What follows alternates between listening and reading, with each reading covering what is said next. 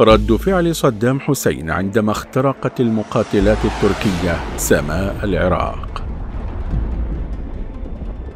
تمتع العراق في ظل حكم الراحل صدام حسين بعلاقة شبه ودية مع الجارة الشمالية تركيا، إلا أن هذه العلاقة عاشت توترات بين الفينة والأخرى، ونظرا للضغوط والعقوبات المفروضة على تركيا في تلك الحقبة، فقد كانت دولة هشة تتبع استراتيجية الإطراء والعمل على حل النزاعات مع دول الجوار، ولو كان ذلك الأمر يضر ببعض مصالحها، حتى إن تركيا كانت تخشى من أي توترات على طول الحدود العراقية التركية البالغة نحو 370 كيلومتر ذات الطابع الكردي المعادي للقومية التركية.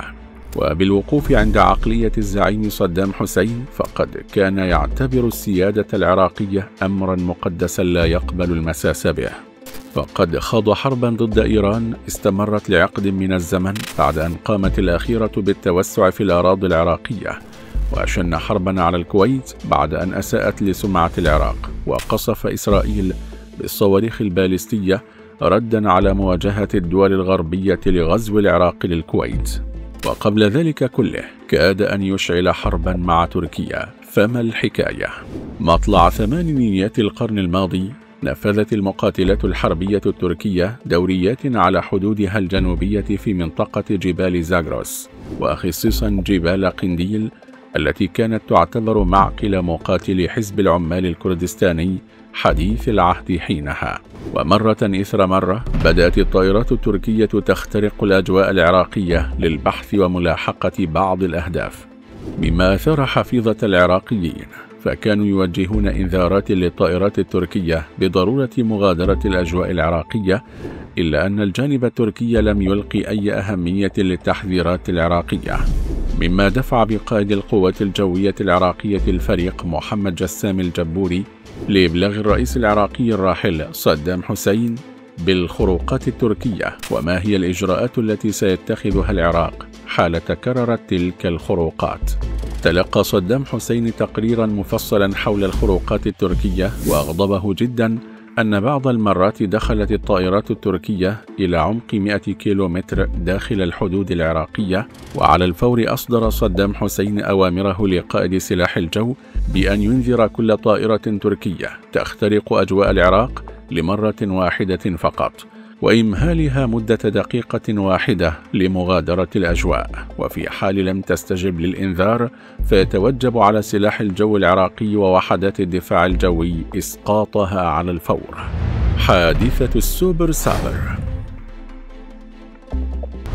بعد فترة وجيزة من إصدار صدام حسين أوامره لحماية الأجواء العراقية، وتحديدا في 14 من سبتمبر أيلول عام 1983، دخلت طائرتان لسلاح الجو التركي من طراز سوبر سابر F-100 الأجواء العراقية، وتم تحذيرهما وتهديدهما لمغادرة الأجواء العراقية خلال 60 ثانية.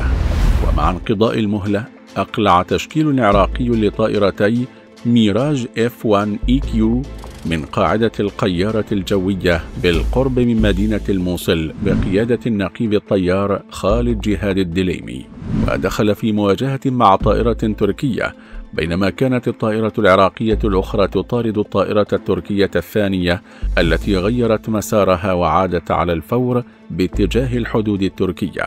لم تدم المواجهة طويلة، فسرعان ما اقترب النقيب العراقي من الطائرة التركية حتى سدد لها ضربة بصاروخي جو من طراز ماترا 530F، مما أدى إلى تدميرها وسقوط حطامها في منطقة وادي زاخو ضمن الأراضي العراقية بمسافة 14 كيلومترا.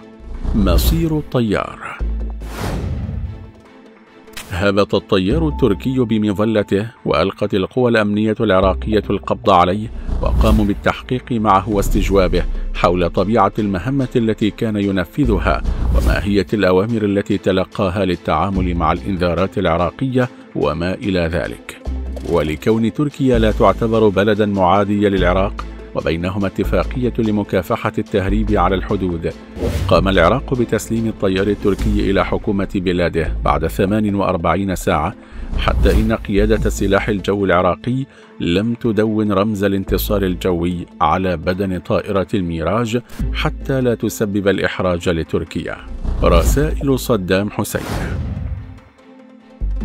كان صدام حسين قائدا بعيد النظر، وأراد إيصال رسالة إلى تركيا أولا من خلال تلك العملية، وقد وصلت رسالته للجانب التركي، حيث أصبحت الطائرات التركية تنسق وتستأذن وتبلغ الجانب العراقي قبيل تنفيذ أي طلعة جوية في المناطق الحدودية المشتركة للبلدين، إضافة لإجبار تركيا على منع الطائرات الإيرانية من استخدام أجوائها لتنفيذ هجمات تستهدف العراق. كما وصلت رسالته لأبعد من ذلك، حيث تراجعت حدة الاستفزازات التي كان يجريها جيش حافظ الأسد من الأراضي السورية، وعرقلت وصول الطائرات الإسرائيلية للأجواء العراقية.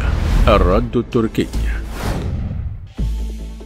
كما ذكرنا سابقا، فإن تركيا كانت تخشى فتح جبهة مع صدام حسين لعدة أسباب، واكتفت حينها بإذاعة خبر سقوط الطائرة نتيجة عطل ملاحي أصابها، وأثير الجدل في البرلمان التركي عام 2012، وقد وجه بعض النواب لوزارة الدفاع تهما تتعلق بتمييع القضية وإخفاء مشاكل عسكرية تضر بالأمن التركي، عقب قيام تركيا في العام 2009 باستعادة بعض حطام الطائرة بعد دخول قواتها لشمال العراق وإبقاء الأمر طي الكتمان.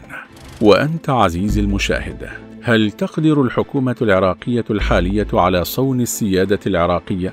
وبرأيك، هل كانت تركيا قادرة على التوسع في شمال العراق في ظل حكم صدام حسين؟ وفي نهاية حلقتنا مشاهدينا الكرام، إذا أعجبكم الفيديو لا تنسوا دعمنا بالضغط على زر لايك والاشتراك في القناة وتفعيل زر التنبيهات ليصلكم جديدنا إن شاء الله.